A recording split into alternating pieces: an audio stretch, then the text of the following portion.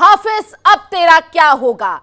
हमारे इस खास कार्यक्रम में मैं हूं आपके साथ हिमानी कटारिया। भारत के दुश्मनों को पाकिस्तान में घुसकर एक एक करके आखिर कौन मार रहा है? कौन है वो बाइक सवार जो पॉइंट ब्लैंक रेंज से एक एक करके हिजबुल और लश्कर के आतंकियों का खेल खल्लास कर रहा है?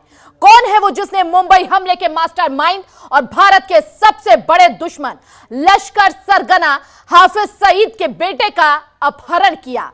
शायद कोई नहीं जानता। कोई मस्जिद में नमाज पढ़ते वक्त अल्लाह को प्यारा हो जा रहा है, तो कोई सड़क पर राह चलते मारा जा रहा है। जिस तरह से पाकिस्तान में आतंकी चुन चुन कर मारे जा रहे हैं, उससे आतंकियों की जमात और उनके आकाओं में हड़कंप मच गया है।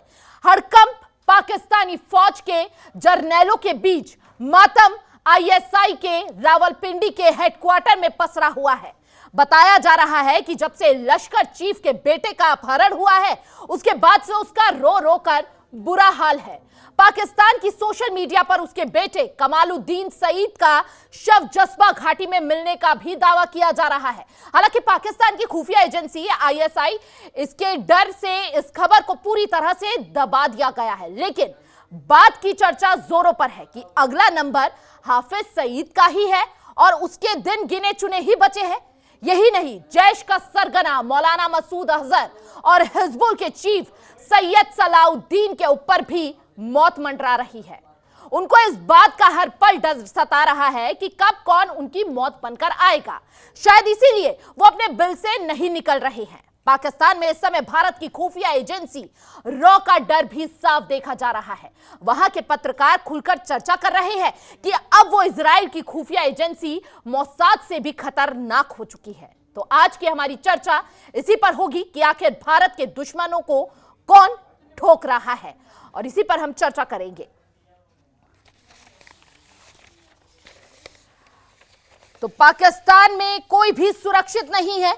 आतंकवादी संगठन लश्कर ए तैयबा भले ही दुनिया भर में आतंक फैलाने के लिए जाना जाता हो, लेकिन उसका सरगना ही अब इस समय मुसीबत में बना हुआ है। खून के आंसू रोते हुए यहां पर पाकिस्तानी आतंकी नजर आ रहे हैं। लश्कर ए तैयबा के संस्थापक सदस्यों में से एक आतंकवादी हाफिज सईद के करीबी सहयोगी मुफ्ती कैसर फारूक की कराची में अज्ञात बंदूकधारियों ने गोली मारकर हत्या कर दी। हालांकि यह भारत के लिए बड़ी खुशखबरी के तौर पर भी है, लेकिन आखिर इन्हें कौन मार रहा है, यह अपने आप में बड़ा सवाल है।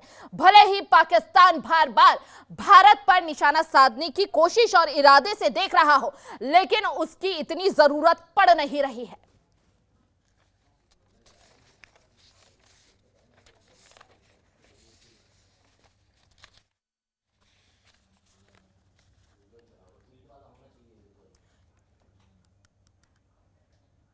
और इस पर चर्चा करने के लिए हमारे साथ खास पैनल जुड़ चुका है। सबसे पहले आप सभी का तारुफ करवा देती हूं।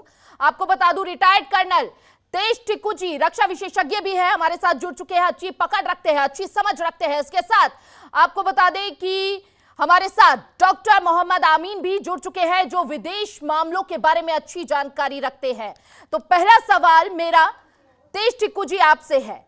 लगातार पाकिस्तान की एजेंसियों में बौखलाहट देखी जा रही है, और सवाल यह है कि आखिर इन आतंकियों का सफाया कर कौन रहा है? कौन है वो लोग? भले ही पाकिस्तान कनाडा की तरह राप अलाप रहा हो कि भारत इसमें एक बड़ी भूमिका निभा रहा है, लेकिन भारत को इससे मतलब क्या है?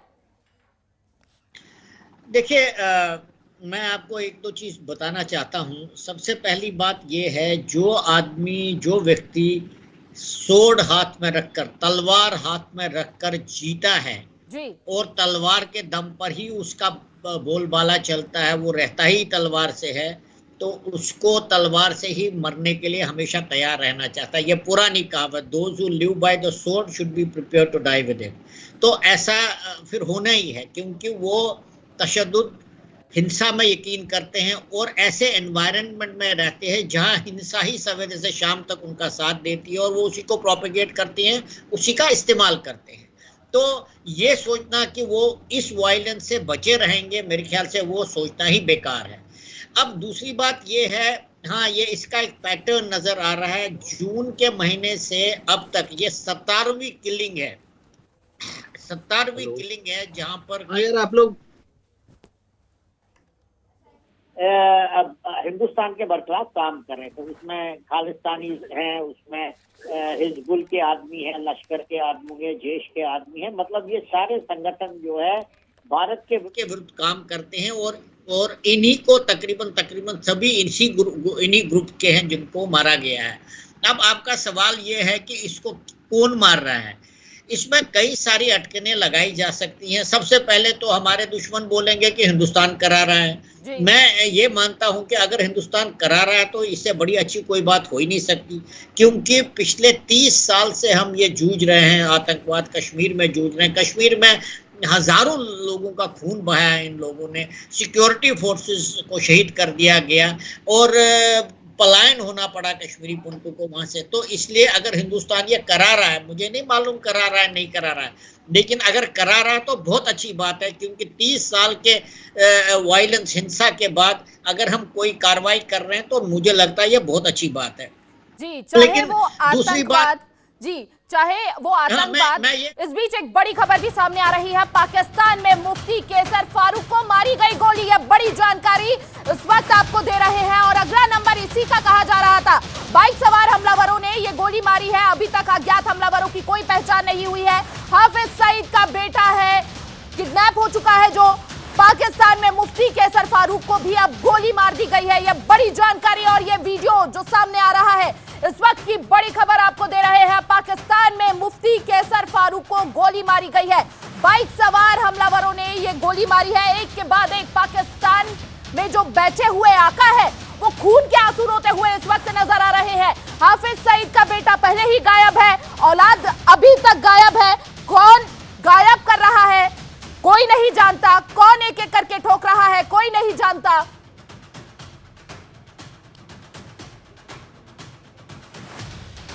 और साथ ही आपको बता दें कि लश्कर के संस्थापक सदस्यों में से एक था ये। बाइक सवार हमलावरों ने इसे गोली मार दी है। यह बड़ी जानकारी। हाफिज सईद का बेटा पहले ही किडनैप है और एक के बाद एक हाफिज सईद के जितने भी करीबी हैं वो लगातार अल्लाह को प्यारे होते हुए नजर आ रहे हैं। मुफ्ती कैसर भी अल्लाह को प्यारा हो गया है। आखिर जहन्नुम से बुलावा आता हुआ नजर आ रहा है इन आकाओं को। पाकिस्तान में मुफ्ती कैसर फारूक को गोली मार दी गई है। यह बड़ी जानकारी फिलहाल इस वक्त आपको दे रहे हैं और लगातार हमारे मेहमान भी हमारे साथ जुड़े हुए हैं। सवाल मेरा डॉक्टर मोहम्मद आमीन जी आपसे है। लगातार एक के बाद, चाहे कनाडा में छुपे वो खालिस्तानी हो या फिर पाकिस्तान के अंदर छुपे वो आतंकवादी हो, वो आका हो, लगातार जो कर्म कर रहे थे अब उसका भुगतान भुगत भी रहे हैं। हालांकि बार बार वो शक की निगाह से भारत का नाम ले रहे हैं, भारत के रॉ एजेंसी को बार बार ये कहते हुए नजर आ रहे हैं, कनाडा वाला राप अलाप रहे हैं। लेकिन सवाल बरकरार है कि आखिर कौन मार रहा है। भारत के लिए एक अच्छी बात है, भारत के लिए भी, और पाकिस्तान के एक बहुत बड़े पॉपुलेशन के लिए भी एक अच्छी बात है। क्या कहना चाहेंगे आप? देखिए, मुस्लिम्स जो है इस्लाम को मानते हैं और इस्लाम में जो है प्रॉफिट की कही हुई बातों पे हमेशा अमल किया जाता है और उन्हीं की बातों को माना जाता है। लेकिन कभी भी इस्लाम में ये प्रॉफिट ने ये नहीं कहा कि किसी का नाजायज आप खून बहाइए। अगर आपके ऊपर कोई हमला होता है, आपकी जान के ऊपर आ जाती बात, तब तो आप उसका बदला लीजिए या उसका जवाब दीजिए। बिला वजह जो मासूम लोग हैं या जिनसे उनका कोई वास्ता नहीं है, उन लोगों का अगर ये खून बहाएंगे तो मैं समझता हूँ कि खून का बदला खून होता है और ऊपर वाला इसका इंसाफ करता है। कब तक आप किसी के हाथ से बचते रहेंगे? जब तक आप इस तरह की आतंकवादी घटनाएं करते रहेंगे या टेरर फैलाते रहेंगे, जिससे दुनिया के मासूम लोग, चाहे वो हिंदुस्तान के हों चाहे वो पाकिस्तान के हों, अक्सर देखा गया है पाकिस्तान में भी उन्होंने बच्चों तक को मारा, अगवा किया, तो उनका क्या कसूर है? इसी तरह से हमारे देश में आतंकवाद अगर उन्होंने फैलाया तो हमारे देशवासियों का क्या कसूर है? हम सिर्फ पड़ोसी हैं। पड़ोसी के नाते आप हमारे यहाँ क्या चाहते हैं? कश्मीर में भी यही बातें होती रही और हर तरीके से आप देखिए। इसी तरह इनका बोको हरम भी है साउथ अफ्रीका में, जहाँ की वो भी मुस्लिम कंट्रीज हैं, लेकिन वहाँ भी छोटे छोटे बच्चों को और औरतों को उठा लिया जाता है, जिससे कि ये कोई जायज काम नहीं है। ये इस्लाम नहीं कहता। नहीं जा रही है पाकिस्तान से। बिल्कुल सुनिए ईमानी जी, ईमानी जी हमारी बात सुनिए। ये इस्लाम कभी नहीं कहता कि नाजायज खून बहाइए, किसी को नाजायज तंग करिए। इस्लाम एक ऐसा मजहब है जो हर एक को भाईचारे की दावत देता है। ऐसा बिल्कुल नहीं है जो इन लोगों ने अपने को वहां का सरगना बना रखा है, अपने को ईश्वर का देवदूत कहते हैं। ये मुस्लिम बिल्कुल नहीं है। नाम से तो मुसलमान हो सकते हैं, लेकिन कर्म से इनके ये मुसलमान नहीं है, जिसकी वजह से इनको ये अंजाम भुगतना पड़ रहा है। देखिए, इन्होंने भी किसी को मारा होगा, इसी का नतीजा है कि आज आप अभी बता रही हैं कि ब्रेकिंग न्यूज है कि मुफ्ती कैसर फारूक को भी गोली मार दी गई, इनके लड़के को भी, हाफिज सईद के लड़के को भी किडनैप कर लिया गया है। ये सब क्या है? ये सब लश्कर के फाउंडर्स लोग हैं जिन्होंने देश में आतंक मचा रखा है, अपने देश के किया है, हमारे देश में भी किया है, आसपास देशों में भी ये काम करते हैं। इस तरीके से इनको ईश्वर माफ नहीं करेगा, उसका नतीजा है इनको। सवाल बनता है हिंदुस्तान की नींद कभी नहीं थी, हिंदुस्तान की हिमानी जी, हिंदुस्तान की कभी नींद नहीं थी कि हम किसी को नाजायज तंग करें। आलोक वत्स जी भी हमारे साथ जुड़ चुके हैं। आलोक जी, जब बोए पेड़ बबूल का तो फल कहां से लाया पाकिस्तान, अब उसी की करनी भुगत रहा है पाकिस्तान खुद। सही कहा हिमानी जी आपने, पुरानी कहावत है जस करनी तस भरनी, बिल्कुल। और आज उसी का अभी ये प्रमाण है कि इस तरीके की वारदात अब इनके बीच में ही हो रही है जी। ये जब भी ऐसा कुछ होगा जी, तो यहाँ पर तकनीकी खराब जी, लेकिन भारत का इसमें कोई रोल नहीं है, ये लोगों का खुद का ये किया दिया है और ये अब इसको भुगत रहे हैं। देखिए, पाकिस्तान आतंकवाद की खेती करता था जी। कितने संगठन थे जो वहां पर सक्रिय थे, और खासकर भारत को डिस्टेबलाइज करने के लिए इन्होंने वहां पर तरह तरह के आतंकवादी संगठनों को पनाह दी। आज माननीय नरेंद्र मोदी जी के नेतृत्व में भारत मजबूती के साथ अपनी रक्षा में खड़ा है जी, और यहाँ पर भारत को चौकन्ना रहने की भी जरूरत है। में जा रहे हैं, बिल्कुल जी, भारत को चौकन्ना रहने की भी जरूरत है। यहाँ पर हम पूरे चौकन्ने हैं। अगर इनमें से किसी ने यहाँ घुसने की साजिश की जी, तो उसको मौत के घाट उतार दिया जाएगा। अब ये वो भारत नहीं है जो ये पहले सोचते थे। अब जहाँ पर ये टेररिस्ट एक्टिविटी को बढ़ावा दे सकते थे, अब यहाँ इतनी चाक चौबंदी है कि इनको मुंहतोड़ जवाब देने के लिए भारतीय सुरक्षा बल हर तरीके से तैयार है, हर मोर्चे पर तैयार है। अगर इन्होंने कोई ऐसी हरकत की तो एक बालाकोट नहीं है, हम 100 बालाकोट करके दिखा देंगे इनको। बिल्कुल, मुंह तोड़ जवाब देने के लिए भारत बिल्कुल सक्षम है फिलहाल इस वक्त। और पाकिस्तान पर किस तरह से ये 3 दिन भारी पड़े हैं ये भी आपको बता देते हैं। 30 सितंबर की बात, सबसे पहले 28 सितंबर हिजबुल के आतंकी रिक्रूटर जिया उर रहमान की कराची में गोली मारकर हत्या कर दी जाती है। 29 सितंबर हाफिज सईद के बेटे कमालुद्दीन सईद का अज्ञात लोगों द्वारा अपहरण कर लिया जाता है। उसके बाद सोशल मीडिया पर उसका शव पाकिस्तान की जज्बा घाटी में मिलने का दावा भी किया जाता है। 30 सितंबर को हाफिज के करीबी आतंकी कैसर फारूक कराची में उसकी हत्या कर दी जाती है। ये वो लोग हैं जिन्हें आईएसआई की सुरक्षा भी मिलती है। हालांकि एजेंसी के लिए भी अब ये बड़ा सवाल हो जाता है, क्योंकि उसे खुद नहीं पता कि आखिर हाफिज के बेटे को किसने गायब कर दिया है, आखिर हाफिज की औलाद कहां चली गई है। और साथ ही साथ अगर ये आवाज उठाते भी है, पाकिस्तान की आवाम अगर इसके खिलाफ बोलती भी है, तो कहीं ना कहीं अब बड़ी जो सवाल है वो शहबाज शरीफ की सरकार पर भी पड़ जाता है। और ऐसे में शहबाज शरीफ की सरकार जो है उसको भी गिरने का डर सताता है। बहरहाल ये 3 दिन पाकिस्तान के लिए बड़े ही भारी पड़े हैं और खून के आंसू रोते हुए यहां पर ये पाकिस्तान के आका नजर आए हैं। सोशल मीडिया में उसके शव को जज्बा घाटी में मिलने का दावा भी किया जा रहा है, लेकिन अभी तक कोई भी पुख्ता यहां पर जानकारी किसी के द्वारा नहीं सामने आई है। शायद इन्हें डर है कि अगर ऐसा हो जाता है तो कहीं ना कहीं शहबाज शरीफ की सरकार जो है वो गिर सकती है। एक बार फिर से मैं डॉक्टर आमीन जी का रुख करना चाहूंगी। सर, मैं आपसे ये जानना चाहती हूँ, आईएसआई की सुरक्षा वहां पर मिल रही है उनके बेटे को, और साथ ही साथ वहां पर आर्मी के जो हेड है वो वहां पर उनकी सुरक्षा में तैनात रहते हैं, उस बीच कैसे गायब हो जाता है उसका बेटा? हमारे देश ने हमेशा अपने पड़ोसी को, चाहे वो बांग्लादेश रहा हो, चाहे पाकिस्तान हो, चाहे श्रीलंका हो, हमेशा अपने पड़ोसियों के साथ रिश्ते अच्छे रखे। बिल्कुल। और हमेशा इस बात को, जब भी कोई बात आई, बायलैटरल बात हुई 1 to 1, हमेशा विदेश मंत्रालय ने भी उनको सचेत किया, क्योंकि हमारे मंत्रालय में भी कुछ रिपोर्ट्स होती हैं जो इन आतंकवादियों की रिपोर्ट्स हमारे यहाँ आती है विदेश मंत्रालय में। इस बात को ध्यान में रखते हुए कई बार पाकिस्तान को सचेत किया गया, लेकिन पाकिस्तान की सरकार इस बात को नहीं मानी। हमारे हिंदुस्तान के डोजियर्स को हमेशा रिजेक्ट कर दिया और नहीं माना। उसका नतीजा है कि आज वो बम जो बनाया था इन्होंने, वो बम वही उसी पाकिस्तान के अंदर फूट रहा है। वो बिल्कुल यही बात है। और क्या आईएसआई के कंट्रोल में कुछ है ही नहीं। आप देखिए ना, उनकी सुरक्षा में लगा रखा है ईसाई, लेकिन वो नाम मात्र की है। जो उनके और दूसरे आतंकवादी हैं जो इन्होंने पेड़ बोए थे, वो उससे ज्यादा खतरनाक है। आज वो हमारे देश को इसके लिए कहेंगे कि हमारे यहाँ की जो एजेंसी है वो कर रही है। अरे सब कहने की बातें हैं। उनके अंदर उन्होंने बम बोया है और बंदूक बोई है और आतंकवाद बोया है, तो क्या काटेंगे? अब यही कह रहे साहब जो कह रहे थे, जो बोया है वही काटेंगे। आप इनको जो है फुर्सत मिलने वाली नहीं है। और ये जो लोग हैं, ये चाहे न्यूक्लियर बम बना रखा हो, कुछ रखा हो, अगर उनके हाथ लग गया, पाकिस्तानियों के हाथ लग गया आतंकवादियों के, तो मैं नहीं समझता हूं कि पाकिस्तान मैप में पाकिस्तान कहलाएगा। जी बिल्कुल। क्या कहना चाहेंगे तेज टिक्कू जी? आप सुन रहे हैं, आप कह रहे हैं वो कि लगातार पाकिस्तान ने जो करनी की है अब उसका भुगतान हो रहा है, और ऐसे में एक एक करके पाकिस्तान के आकाओं को खून के आंसू रुलाए जा रहे हैं। लेकिन आखिर कौन रुला रहा है? भारत के लिए तो एक ये अच्छी खबर है, क्योंकि भारत कभी भी पीठ पीछे वार नहीं करता है। भारत ये खुलकर बार बार सामने कह चुका है, लेकिन उसके बावजूद भी एक के बाद एक आतंकियों को ढेर किया जा रहा है। कौन वो कर रहे हैं, अज्ञात कौन वो लोग हैं, ये अपने आप में बड़ा सवाल जो है वो बरकरार है लगातार। देखिए, हमें ये सबसे पहले आपने शहबाज शरीफ का नाम लिया, जो कि प्रधानमंत्री थे, आजकल नहीं है, इंटरिम गवर्नमेंट वहां पर है। या नवाज शरीफ हो या इमरान खान हो, कोई भी वहां प्रधानमंत्री हो, उसके बस का नहीं है आतंकवाद को कंट्रोल करना। क्योंकि आतंकवादी संगठन, खासकर ये जो 2-3 हैं, खासकर लश्कर तैयबा, जैश ए मोहम्मद, ऐसे जो, और हिजबुल मुजाहिदीन, ये वैसे संगठन है जिनको पाकिस्तान आर्मी ने क्रिएट किया है। वो उसको सस्टेन करते हैं, ट्रेन करते हैं, उनको फाइनेंस करते हैं, ट्रेनिंग करते हैं।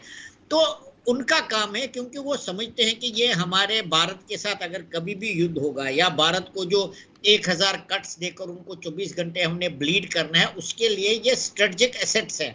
लेकिन ऐसे हालात में क्या होता है कि यही लोग जो हैं गुटबाजी की वजह से, यही लोग जो हैं अलग अलग इंटरेस्ट की वजह से, यही आपके अगेंस्ट हो जाते हैं। जैसे तहरीक तालिबान पाकिस्तान, वो तो पाकिस्तान ने तालिबान बनाया था ताकि वो अफगानिस्तान में लड़ाई लड़ सके, लेकिन उसका एक गुट जो पाकिस्तान के बरखिलाफ ही आजकल लड़ रहा है। तो आप ये गुट बना सकते हैं, लेकिन आप उनको हमेशा कंट्रोल नहीं कर सकते। और इनको कंट्रोल तो तभी हो सकता है जब आप उनको डिसबैंड करेंगे, लेकिन आप उनको डिसबैंड नहीं कर रहे हैं, क्योंकि आप समझते हैं कि जो आपकी लॉन्ग टर्म पॉलिसी है कि ब्लीड इंडिया थ्रू थाउजेंड, मतलब हिंदुस्तान को बार बार आप चोट पहुंचाते जाओ ताकि वो ब्लीड होता जाए, ये पॉलिसी उन्होंने अडॉप्ट कर रखी है। उन्होंने कहा कि हमारे स्ट्रेटेजिक एसेट्स हैं। अब वही स्ट्रेटेजिक एसेट्स जो है उनके अगेंस्ट हो रहे हैं, क्योंकि जमाना बदल गया, वायलेंस को कोई चाहता नहीं है। और जो डॉक्टर अमीन साहब भी कह रहे थे कि प्रॉफेट मोहम्मद साहब ने क्या बोला कि भाई अगर आप किसी निहत्थे को, इनोसेंट आदमी को मारोगे तो फिर आपको प्रिपेयर होना चाहिए उसका सजा पाने के लिए। अभी देखिए खैबर पख्तूनख्वा में, बलूचिस्तान में क्या हुआ। एक मस्जिद में जा रहे हैं, वो भी ईद मिलादुन नबी, मतलब प्रॉफेट मोहम्मद साहब का जन्मदिन है, उसकी तैयारी हो रही है जुलूस की। इतना बड़ा दिन है मुसलमानों के लिए, और एक सुसाइड बॉम्बर उधर कितने लोगों को मारता है। मतलब इसका आप क्या कर रहे हैं? कितने इनोसेंट लोगों का खून बहाएंगे आप? तो ये तशद्दुद जो है, जो वायलेंस है पाकिस्तानी सोसाइटी में, जिसको पाला गया, पोसा गया, बनाया गया, सस्टेन किया गया है, वो पाकिस्तान के बरखिलाफ ही काम हो रहा है। जहां तक ये हिंदुस्तान ने काम किया या किसी ने काम किया मुझे नहीं पता, क्योंकि इन गुटों में भी आपस में बहुत झगड़ा होता है, पैसे का झगड़ा होता है, आइडियोलॉजी का झगड़ा होता है, आपस में गुटबाजी बहुत जबरदस्त होती है, तो एक दूसरे को मार भी सकते हैं। लेकिन जो पैटर्न बन रहा है, पैटर्न से तो मुझे लग रहा है कि दुनिया भर की इंटेलिजेंस एजेंसीज काम कर रही होंगी। और मैं तो मानता हूं कि अगर हिंदुस्तान ने यह काम किया, बहुत अच्छा काम किया है। या अगर हिंदुस्तान के दुश्मन अपने ही इलाके में मारे जाए तो इससे बड़ी बात हमारे लिए क्या हो सकती है। लेकिन मैं एंड पर यह कहना चाहता हूं, पाकिस्तान भुगत रहा है जो उन्होंने, जो कार्रवाई पाकिस्तान भुगत रहा है, जो उसने किया था, जो उसने किया है, और जो करने की आशंका वो हमेशा से लगाए बैठा रहता है। लेकिन बार बार भारत ये भी कह रहा है कि आप जिस शक की नजर से हमें देख रहे हैं उसको लेकर सबूत लाकर दे दीजिए हमें। सबूत भी तो दिखाने के लिए वहां पर तैयारी नहीं हो पा रही है। कनाडा को भी भारत ने 2 टूक कह दिया था, पाकिस्तान को भी 2 टूक कहता हुआ नजर आ रहा है। बहरहाल लगातार एक के बाद एक 3 दिन पाकिस्तान के लिए बड़े भारी पड़े हैं। अब अगला नंबर किसका समझे हाफिज?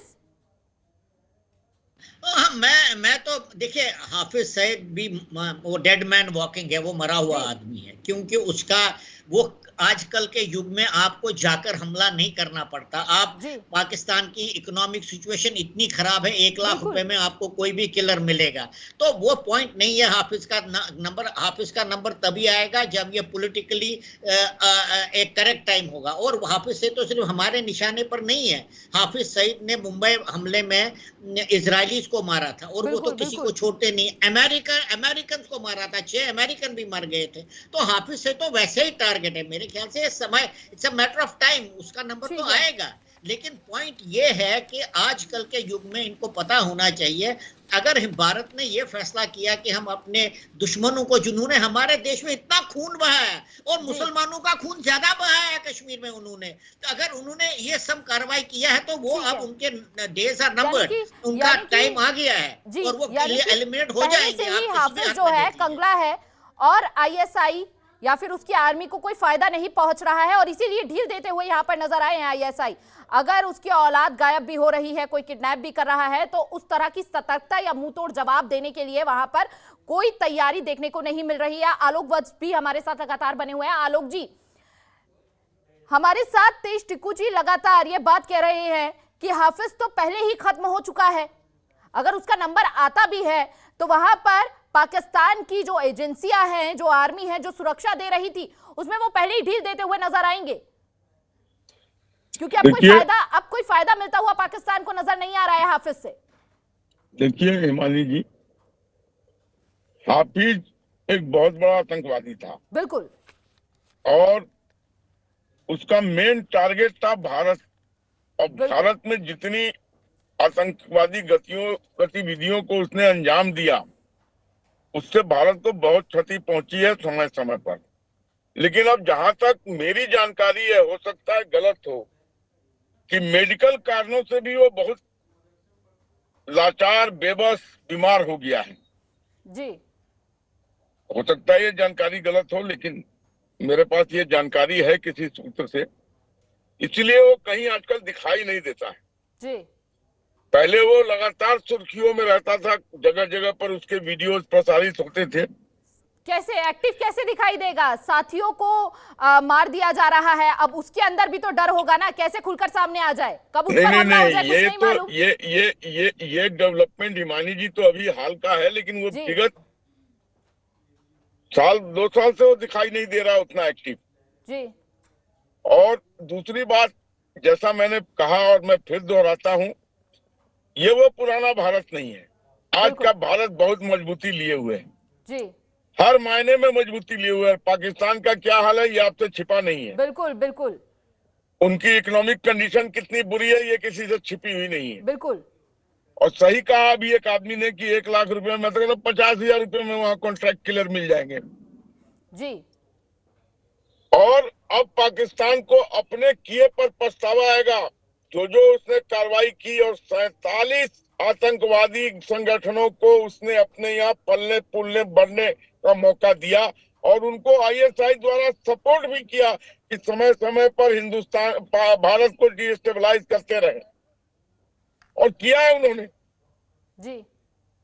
एक पुलवामा ही नहीं किया है, बहुत से कांड किए हैं उन्होंने। जम्मू कश्मीर में भी कई मासूमों की जान ली है। बिल्कुल बिल्कुल। लेकिन सवाल यहाँ पर ये बड़ा है कि हाफिज जो इतने समय से छुपा बैठा है, डर के कारण छुपा बैठा है या अंदरूनी कोई प्लानिंग चल रही है कोई बड़ी?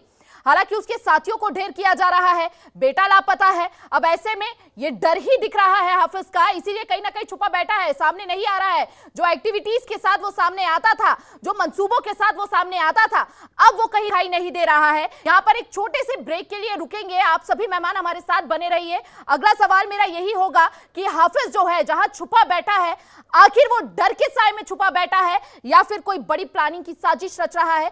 बहरहाल एक के बाद एक जिस तरह से आतंकी आकाओं का खात्मा हो रहा है, खल्लास किया जा रहा है, हाफिज अगले नंबर पर। हाफिज तेरा क्या होगा? लेकिन उससे पहले एक बड़ी जानकारी आपको दे दे, तुर्की की राजधानी दिल्ली अंकारा में बड़ा धमाका हुआ है। यह बड़ी खबर सामने आ रही है। तुर्की की संसद के पास बड़ा धमाका हुआ, संसद भवन के पास गोलीबारी की गई और गोलीबारी की खबरें सामने आई है। किसी के हताहत होने की कोई खबर नहीं है। इस वक्त की यह बड़ी खबर आपको दे रहे हैं।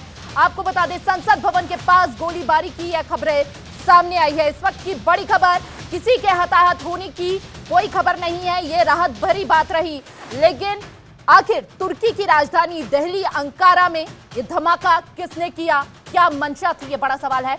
तुर्की की संसद के पास यह बड़ा धमाका हुआ है।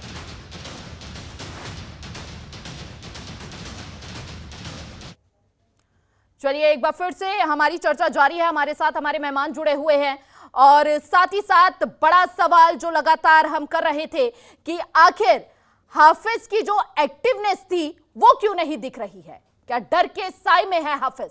मोहम्मद आमीन जी, आपसे ये मैं जानना चाहूंगी।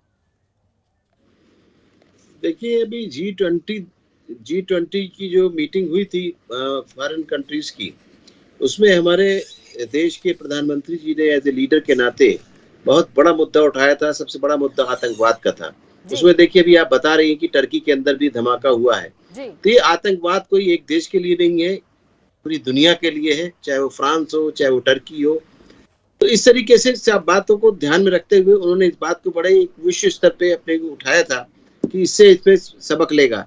लेकिन पाकिस्तान जो है वो किसी भी हालत में सबक लेने को तैयार नहीं है। वो चाहता है कि वो मिट भी जाए, यानी ऐसा है, सुसाइडल है बिल्कुल। तो अब उसके बारे में हम क्या कह सकते हैं?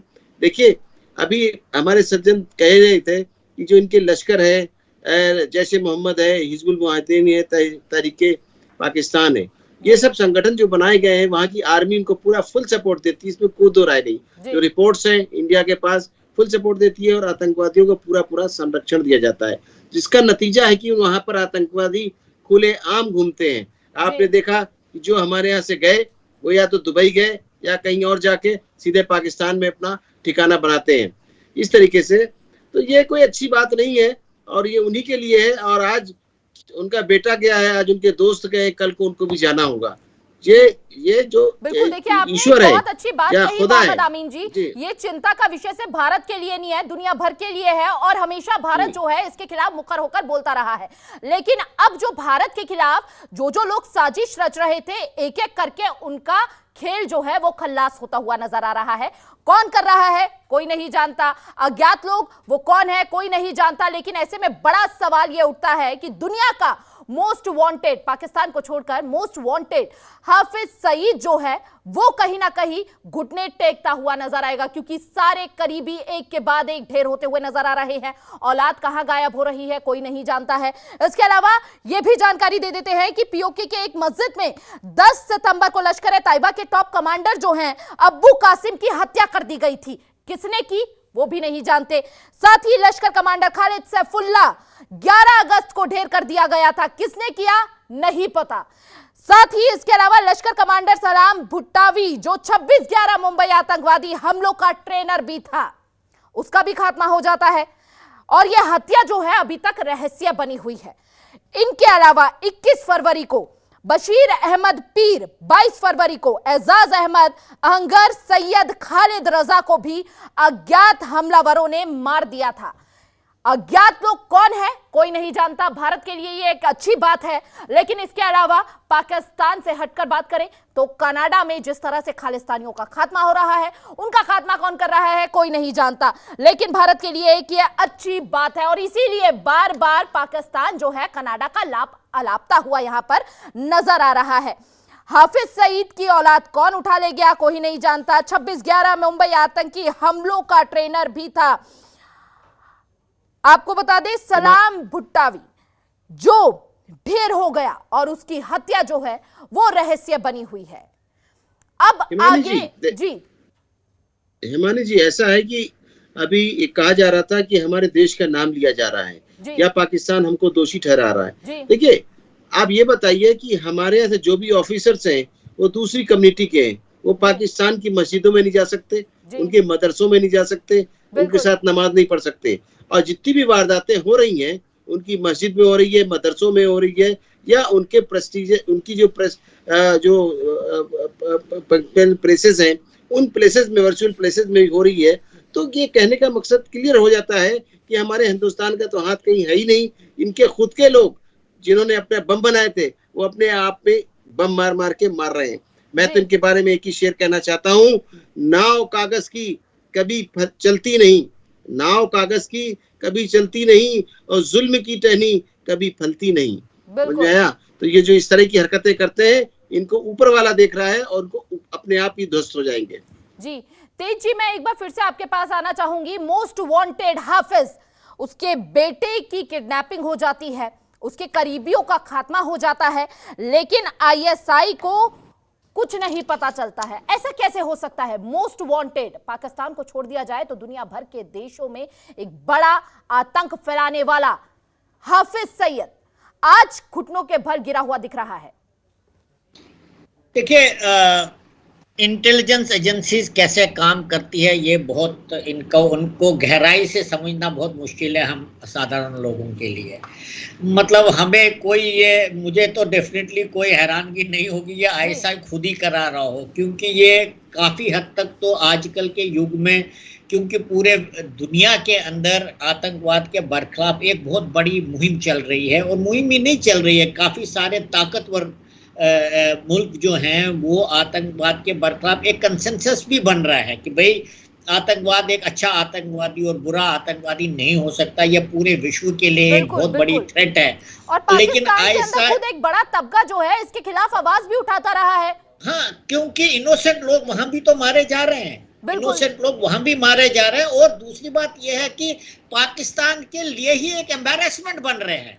पाकिस्तान का नाम इतना बदनाम हुआ मुंबई के बाद या पठानकोट के बाद, उरी के बाद, या पाकिस्तान में मैं आपको बताता हूँ 20 टॉप अलकायदा के जो लीडर्स थे उनमें से 12 तो पाकिस्तान में पकड़े गए। उसामा बिन लादेन पाकिस्तान में मारा गया। तो ऐसा नहीं है कि पाकिस्तान की जो इमेज है वो एक इंटरनेशनल टेररिस्ट देश के मुताबिक लाइक बनी हुई है। पाकिस्तान का पासपोर्ट आप देख लीजिए कितना, उसकी वैल्यू क्या है पूरे विश्व में।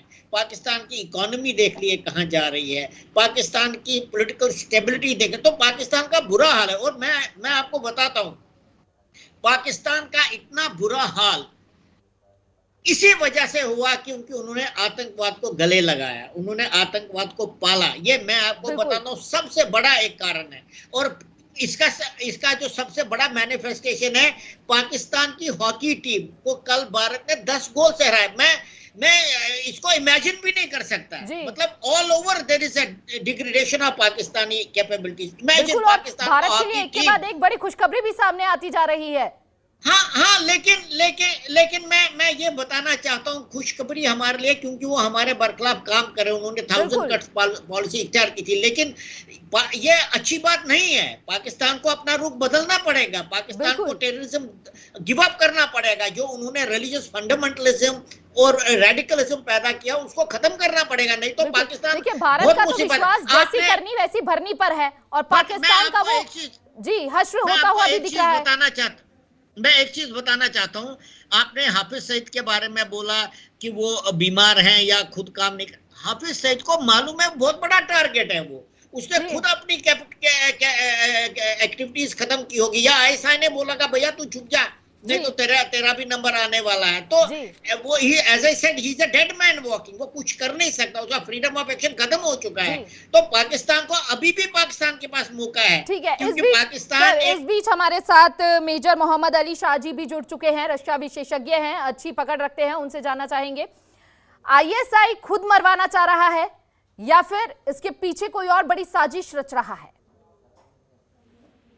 जी देखिए, पाकिस्तान का चाहे आईएसआई हो चाहे पाकिस्तान की मिलिट्री हो, उनकी मिलिट्री को भी मैं उग्रवादी से कम नहीं मानता हूँ जी। आप देखिए, अगर आप सांप पालेंगे ना, ये सोच के कि वो सांप आपको नहीं धसेगा, आप गलत समझ रहेंगे। हिलरी क्लिंटन ने भी पाकिस्तान की पार्लियामेंट में खड़े होके उनके मुंह पे उनके सामने कहा था ये बात। अब आप देखिए, पाकिस्तान में उनके ही पार्लियामेंटेरियन ने उनके पार्लियामेंट में अभी हाल ही में कहा है क्या जरूरत थी हमको मुजाहिद पैदा करने की, आज वो हम पे ही भारी पड़ रहे हैं जी। तो पाकिस्तान खुद आतंकवाद से जूझ रहा है और वो कंगाल भिखारी कटोरा लेकर घूम रहा है वो। और वजह क्या है? वजह इसकी जिम्मेदार कौन है? इसकी जिम्मेदार वो खुद है जी। क्योंकि जितने पैसे आते हैं बजाय कि वो अपने मुल्क वालों के लिए कुछ करें, वो आईटी में इन्वेस्ट करते हैं। आईटी यानी कि के टेक्नोलॉजी नहीं, आईटी यानी कि इंटरनेशनल टेररिज्म जी, उनकी पूरी इन्वेस्टमेंट, पूरा ध्यान उग्रवाद, आतंकवाद, दहशतगर्दी के लिए है पूरा। अब आप देखिए एक मुल्क जहाँ पे हाफिज सईद, देखिए हाफिज सईद जैसे लोग कहेंगे कि हम यहाँ पे हम खुद महफूज नहीं है, ये तो मजाक हो गया ना जी। अरे चोरों के घर भी आते हैं चोर, यानी कि ये वाली बात हो गई बिल्कुल। तो पाकिस्तान में उग्रवादियों के अलग अलग फैक्शन बटे हुए हैं और ये आपस में ही लड़ रहे हैं। अच्छा, मैंने ये क्यों कहा पाकिस्तान की मिलिट्री को मैं उग्रवादी से कम क्यों नहीं मानता हूँ? इसलिए नहीं मानता क्योंकि मैंने खुद देखा है 99 में जब कारगिल युद्ध हुआ था, जितने भी घुसपैठी आए थे ना यहाँ पे सरहद के उस पार से सिविल ड्रेस में, वो सब पाकिस्तान के रेगुलर आर्मी के लोग थे। उनकी जब बॉडी को जब मिले, पाकिस्तानी आर्मी के रेगुलर आइडेंटिटी कार्ड मिले और पाकिस्तान के नेशनल ने इतने बेशर्मी से अपने शहीदों को पहचानने से मना कर दिया। ये बोला कि ये हमारे आदमी नहीं है, हम नहीं जानते इनको। अब आप देखिए एक मुल्क अगर अपने शहीदों को श्रद्धांजलि तक नहीं दे तो बहुत दूर की बात है, पहचानने से ही इनकार कर रहा है, तो उसका हशर क्या होएगा? आप खुद देख लीजिए। तो उनकी चाहे ISI हो, अब ISI तो हम देखती है कि कनाडा में खालिस्तान मूवमेंट चली तो हाँ हम भी शामिल हो जाते हैं। ये दुख नहीं है, ये दुखी नहीं है अपने दुख से, ये दुखी है अपने पड़ोसी के सुख से। वहां पे वो है बेसिकली पाकिस्तान की प्रॉब्लम। तो ऐसी परेशानी से जूझ रहा है। FATF के ग्रे लिस्ट में है, IMF ने इन पे भारी पड़ गए, इनको कर्जा देने के लिए इनके हाथ बनोड़े हैं, शर्तों पे शर्तें रखी। पाकिस्तान इनका इंटरनेशनल कोई सपोर्ट नहीं है, इनके जितने भी पुराने दोस्त थे सब तो मुकर गए जी। जो इनके कहा है। लेकिन यहाँ पर अली जी ये भी समझने की जरूरत है ना कि कहीं ना कहीं भारत जो है वो तो खुलकर जो भी बात होती है वो रखता हुआ नजर आता है। कई अन्य देश है जो पीठ पीछे आतंक को पनाह भी देते हैं और कहीं ना कहीं उनकी मदद करने के लिए भी आगे आते हैं, भले ही उनको नुकसान हो लेकिन फिर भी इस तरह के कदम उठाते हुए नजर आते हैं। ऐसे में अब भारत पर ये लोग मिलकर निशाना साधने की तो कोशिश कर रहे हैं। भारत हमेशा से दो टूक साफ शब्दों में ये कहता हुआ नजर आया है कि हमारी पीठ पीछे कुछ भी करने की आदत नहीं है। बिल्कुल आपने सही कहा। देखिए भारत जो है हमेशा शांति का रास्ता अपनाया है हमने, और हम किसी को छेड़ेंगे नहीं जी, लेकिन किसी ने अगर हमें छेड़ा तो छोड़ेंगे नहीं, तो उसे हम छोड़ेंगे नहीं। बिल्कुल।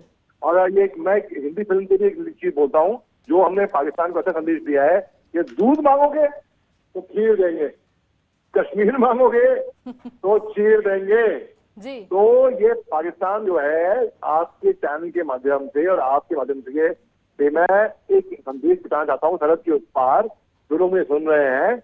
बिल्कुल देखिए, पाकिस्तान से खुद की आवाम तो संभाली नहीं जा रही है, आतंकियों को पनाह देने के लिए तैयार बैठे रहते हैं। आलोक जी, खुद की आवाम उनसे संभाली नहीं जा रही है। कुछ लोग भीख मांगने के लिए सऊदी अरब जा रहे हैं, ईरान जा रहे हैं, इराक जा रहे हैं और यहाँ पर आतंकवादियों को फल फूल करने के लिए उनकी सुरक्षा में ISI की एजेंसियां लगी हुई हैं। देखिए हिमानी जी, जो जैसा बोएगा वैसा काटेगा। ये वही पाकिस्तान है इसने अल-कायदा, लश्कर उमर, लश्कर तैयबा जैसे मोहम्मद सपाहे सभा जैसे मोहम्मद अल बदर मुजाहिदीन, हरकत मुजाहिदीन, ISI, इस सबको पनाह देने का काम इन्होंने किया। अफगानिस्तान से सटा बॉर्डर जो पाकिस्तान का है वो लगभग वहाँ खेती होती थी टेररिज्म की, और पूरे विश्व को इन्होंने टेररिस्ट सप्लाई किया जी। ओसामा बिन लादेन को भी पनाह इन्होंने ही दी। United States, France, Germany, UK, India, Afghanistan, सारे जगह इन्होंने आतंकवादियों की को भेज कर वहां पर डीएस्टेबिलाइजेशन का काम किया है जी। आज जब ये खुद टूट पड़े हैं, जब खुद गिर गए हैं, तो जैसा मैंने कहा ना, रोपा पेड़ बबूल का तो आम कहाँ से खाए। अब इनको अपने मुंह पे पड़ी है और इनके खुद के अंदर ऐसी चीजें हो रही है जी। खुद असहाय है, बेसहाय है, और एक दहाड़ता दौड़ता भारत के साथ अब क्या मुकाबला है इनका। बिल्कुल। एक नरेंद्र मोदी के नेतृत्व में एक बलवान भारत खड़ा है, विश्व पटल पर जिसकी भागीदारी है, विश्व पटल पर जिसकी अहमियत है। तो अब ये सोच भी नहीं सकते कि हमारे यहाँ जो एक्टिविटीज इन्होंने किया पूर्व में, वो दोबारा करने की जरूरत नहीं कर सकते हैं। भारत का विश्व पटल पर डंका बजता हुआ नजर आ रहा है। मोहम्मद आमीन जी, आपसे मेरा अगला सवाल है और आपसे ये जानना चाहूंगी कि राजदूतों को लेकर बड़ी खलबली सी भी मची हुई है। ऐसे में कहीं ना कहीं तालिबान करेंसी की जब बात की जाए तो काफी अच्छी चल रही है, और ऐसे में भले ही पाकिस्तान में उथल पुथल देखने को मिल रही हो, इन 4 महीनों की अगर बात कर ली जाए तो कई ऐसे आतंकी आका हैं जो ढेर हो चुके हैं, और लगातार कुछ दिनों से ये भी खबरें आ रही हैं कि खालिस्तानियों का भी सफाया होता हुआ नजर आ रहा है। लेकिन यहाँ पर जब हम बात करते हैं तालिबान करेंसी की तो वो फल फूल रही है काफी। क्या अंदाजा लगाया जाए, क्या कनेक्शन यहाँ पर जोड़ा जाए? देखिए, पाकिस्तान ने ये तो हमेशा हमारे हिंदुस्तान ने और बताया है इंटरनेशनल स्तर पर भी, और जो भी बायलैटरल मीटिंग्स हुई हैं उनमें रखा है इस बात को, इस मुद्दे को उठाया गया है कि हमेशा कोई भी जो हमारे यहाँ गतिविधि हुई है आतंकवादियों की, उसमें आईएसआई का हाथ था, चाहे वो खालिस्तान ने किया चाहे वो इनके लोगों ने किया, तो दोनों में ही हाथ आईएसआई का रहा है। और आईएसआई जो है बहुत सपोर्ट करती है। आपको याद होना चाहिए कि जब ये खालिस्तान की बात चली थी, ये बहुत पुरानी बात है, उस वक्त भी इन्होंने पाकिस्तान में अपने बुलाया था उनके लीडर को, खालिस्तान के जब स्थापना हुई, और उसको बहुत से दस्तावेज दिए जो सिखों से समर्थित थे, और वो रिकॉर्ड में है, और वो सारे रिकॉर्ड लेके वो गए, जाके कनाडा में बसे, और कनाडा में बसने के बाद उन्होंने सिखों को ये कहा कि ये सब हमारे पास है और हम खालिस्तान बनाएंगे। और जब भी कोई बात आई, चाहे वो आजाद कश्मीर की बात हो, चाहे वो खालिस्तान की बात हो या आतंकवाद की बात हो, हमेशा ये पाकिस्तान उसके पीछे रहा है। और जिसका नतीजा है कि आज उसके सामने खुद अपने को सुरक्षा नहीं मिल रही है, और भागे फिर रहे हैं कि हम कहां जाएं। हमेशा हमारे कंट्री ने इस बात को उनके सामने सपोर्ट करता रहा है, आतंकवादियों के लिए फायदा पहुंचाता रहा है। लेकिन अगर अमेरिका की बात की जाए तो उनके राजदूतों में भी थोड़ी सी उथल पुथल देखने को मिल रही है। वो तो डिप्लोमेटिक स्तर पे तो आएगी बात, जो रिफ्लेक्शन है वो तो पड़ेगा ही, इसमें कोई तो राय नहीं। और अब जो पाकिस्तान ने किया उसके पीछे हमेशा चाइना रहा है। देखिए, जब भी कोई इंटरनेशनल यूएन में मुद्दा उठा, हमेशा इसने अपने चाइना ने पाकिस्तान के फेवर में वीटो पावर का इस्तेमाल किया, जिसकी वजह से इंटरनेशनल सिक्योरिटी में भी हमें जगह अभी तक नहीं मिल पाई है। हमेशा वीटो लगाता है चाइना जानता है कि अगर हिंदुस्तान को पूरी पावर मिल गई तो हम कहीं के नहीं रहेंगे। और आज देखिए कि हमारी चाहे इकोनॉमिक पॉलिसी हो, देखिए 5 नंबर से 3 पे जा रही है। आपने लीडरशिप को देखी है, G20 को हमारे हिंदुस्तान ने G21 करके भेजा, यानी 57 देशों का और समर्थन जोड़ के भेजा है, और हर मुद्दे पर हमेशा पॉजिटिविटी रही है। लेकिन देखिए, कहने को तो है, ठीक बात है, डिप्लोमेटिक स्तर पे अमेरिका हमेशा डुअल पॉलिसी करता रहा है, लेकिन अब खुलकर सामने हमारे पास आ गया है और हिंदुस्तान की हिमायत करता है। तो ये तो नहीं है, लेकिन चाइना अभी भी बात तो करता है सारी बातें, लेकिन हमारे अगेंस्ट ही बात करता है, और पीछे से ये कनाडा को भी सपोर्ट कर रहा है, और पीछे से देखा जाए तो इसको भी कर रहा है, और दूसरे देशों को जो हमारे देश के दुश्मन है उनको कोशिश करता है चाइना सपोर्ट करने की। बिल्कुल, जो 2 चेहरे हैं आतंक के खिलाफ, जो 2 चेहरे अपनाए हुए हैं कई देश, अगर उन चेहरों में एक को वो उजागर कर दे और आतंक के खिलाफ एकजुट होकर बोलने लगे तो शायद पूरी दुनिया में आतंक का खात्मा खत्म हो सकता है। लेकिन ऐसी स्थिति अपने अपने फायदे के लिए लोग उस तरह से कदम उठाते हुए नजर आ रहे हैं, देश उस तरह से कदम उठाते हुए नजर आ रहे हैं। एक के बाद एक, तेज टिक्कू जी आपका मैं रुक करना चाहूंगी, एक के बाद एक आतंकवादियों का ढेर हो रहा है। ऐसे में भारत साफ कह रहा है हमें क्या पता कौन मार रहा है, अगर हम पे शक है तो आप सीधे तौर पर हमें उसका सबूत लाकर दे दीजिए। सबूत लाने को कोई तैयार नहीं है। अब दाऊद इब्राहिम भी इस लिस्ट में शामिल है, और साथ ही साथ हाफिज को लेकर भी हम लगातार चर्चा कर रहे हैं। क्या लग रहा है अभी कौन इस लिस्ट में शामिल हो सकता है, कितनी बड़ी ये फहरिस्त हो सकती है? मैं मानता हूं कि जितने पहले तो अगर आप देखेंगे इसका एक कैसे किस प्रकार से ये कार्रवाई आगे चल रही है। पहले 3rd लेवल वाले थे, फिर 2nd लेवल वाले आए हैं, और तकरीबन अब नंबर 1 लेवल तक पहुंचने के करीब है ये जो असैसिनेशंस हैं। और मैं मानता हूं कि एक पैटर्न के मुताबिक ये आगे चल रही है कार्रवाई। जहां तक सबूत वगैरह लेने की बात है, आप कोई भी सबूत लाए, पहले तो सबूत मिलेगा नहीं उनको, क्योंकि सबूत तो खासकर मैं जब खालिस्तानियों की बात कर रहा हूँ, आपको पता होना चाहिए सारे के अंदर जो है जहां पर निजर की हत्या की गई, वहां पर ये लोग जो गए थे ये एक फॉल्स पासपोर्ट के साथ गए थे। तो ऐसा नहीं है कि सब सिख इनके साथ है, उनके साथ मेरे ख्याल से 2-4% ही होंगे, लेकिन क्योंकि वो हथियार उठाते हैं, क्योंकि वो वायलेंस करते हैं, तो लोग उनसे डर के मारे जो है, एक साइलेंट मेजॉरिटी है जो उनके साथ नहीं है। तो ऐसे में सरकार, ऐसे में अलग अलग देशों की सरकार पर भी सवाल उठते हैं। जब भारत ने उन लोगों को आतंकी घोषित कर रखा है, आप पनाह कैसे दे देते हैं? नहीं, बिल्कुल, ये आपने बहुत अच्छी बात करी है, और ये बहुत ही बड़ा मसला है। ये आपने सुना होगा बांग्लादेश के प्राइम मिनिस्टर ने क्या स्टेटमेंट दी, बहुत जबरदस्त स्टेटमेंट दी। उन्होंने ये कहा कि आप अपने देश में मर्डर कीजिए, कत्ल कीजिए, फिर कनाडा में जाकर मजे से रहिए, अपने ऐश से रहिए वहां पर। ये एक बहुत बड़ी स्टेटमेंट है एक दूसरे मुल्क के विदेश मंत्री दे सकते हैं। ऐसा हो रहा है एक्चुअली, क्योंकि आप अपने, जैसे मैं आपको बताता हूँ, वो शेख मुजीबुर रहमान की असैसिनेशन में कन्विक्टेड क्रिमिनल है, वो अभी भी कनाडा में रह रहा है। तो आप मतलब क्या वैल्यू सिस्टम है आपका? फ्रीडम ऑफ एक्सप्रेशन होता है ये क्या? फ्रीडम ऑफ एक्सप्रेशन तब आप कहां गया था जब आपने अलकायदा के चीफ को पाकिस्तान में मारा।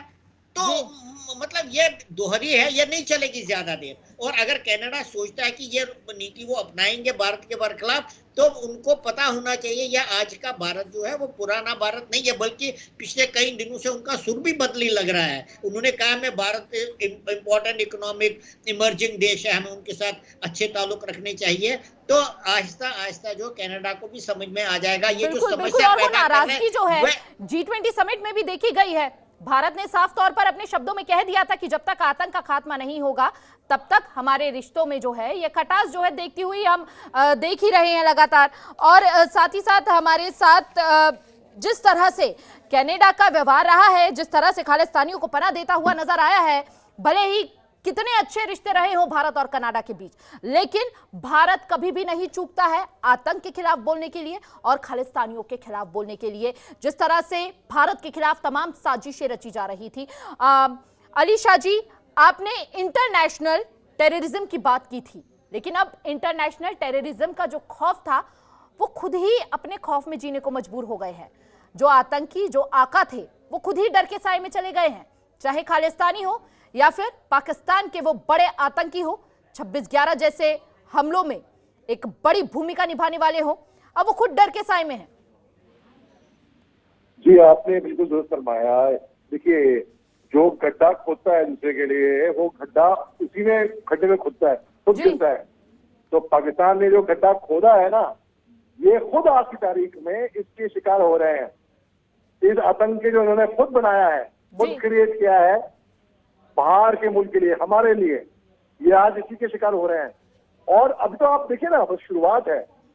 अब पाकिस्तान इतने गहरे मुसीबत में आएगा, इसके जैसे 71 में इनके 2 टुकड़े हुए थे ईस्ट पाकिस्तान। अभी इनके, मैं तो अनुमान लगा रहा हूँ, हो सकता है आगे जाके अगर अभी भी यहाँ पे स्थिति संभले ना, तो इनके बहुत बुरे हाल होने वाले हैं। बिल्कुल, देखिए पीओके तो लगातार आवाज उठा ही रहा है, पीओके तो भारत में आने की बात कह ही रहा है, और भारत हमेशा से उसे अपना हिस्सा मानता रहा है और रहेगा।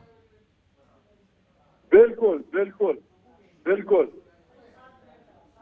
देखिए, पाकिस्तान जो है वो एक ऐसा वाहिद मुल्क है जहां से आपको किसी को भी कोई भी सपोर्ट नहीं कर रहा आज की तारीख में। इनका जो चीन जो है, जो मतलबी दोस्त है इनका, इनकी जब यहाँ पे मुसीबत आई तो इनकी एम्बेसी से एक कंसुलेट बंद कर दिया चीन ने। इनके कहाँ है? इनके जो गल्फ के दोस्त थे, सऊदी अरेबिया, यूएई, जो मुसलमान इस्लामिक राष्ट्र है, वो कहाँ है? अमेरिका एक जमाने में, कोल्ड वॉर के जमाने में बड़ा अच्छा दोस्त था पाकिस्तान का, और हम रूस के साथ खड़े थे। हमारी दोस्ती आज भी रूस के साथ अच्छी है। पाकिस्तान के जो दोस्त कहाँ है? कोई भी नहीं है। आपने एक और चीज मैं यहाँ पे बोल के समाप्त करूंगा। लेकिन जो बौखलाहट थी भारत के खिलाफ, जो बौखलाहट थी भारत के खिलाफ, अब खुद ही वो लोग तड़पते हुए नजर आ रहे हैं जो साजिश रचने की फिराक में घूमते थे। अब उनके खिलाफ खुद ही साजिश हो रही है। कौन कर रहा है कोई नहीं जानता। बहुत बहुत शुक्रिया आप सभी मेहमानों का हमें अपना कीमती समय देने के लिए। एक एक करके हाफिज के करीबियों को ढेर किया जा रहा है। कौन कर रहा है, कौन है वो अज्ञात, कोई नहीं जानता है। पिछले 3 दिन की अगर बात की जाए, पाकिस्तान के लिए बड़े भारी रहे हैं। खून के आंसू यहां पर आतंकी आका रोते हुए नजर आ रहे हैं। अब सवाल यह उठता है कि क्या अगला नंबर जो है वो हाफिज का है, यानी कि जो बड़ा मोस्ट वांटेड आतंकी है पूरी दुनिया भर के लिए, पाकिस्तान को छोड़ दिया जाए। क्या अब अगला खात्मा जो होगा वो हाफिज सईद का होगा? यह अपने आप में बड़ा सवाल है। औलाद गायब है, कोई नहीं जानता कौन ले गया, कहां गई है। लेकिन अब हाफिज डर के साए में जीने को मजबूर है। फिलहाल हमारी खास पेशकश में बस इतना ही। तमाम बड़ी खबरों के लिए बने रहिए जनतंत्र टीवी के साथ।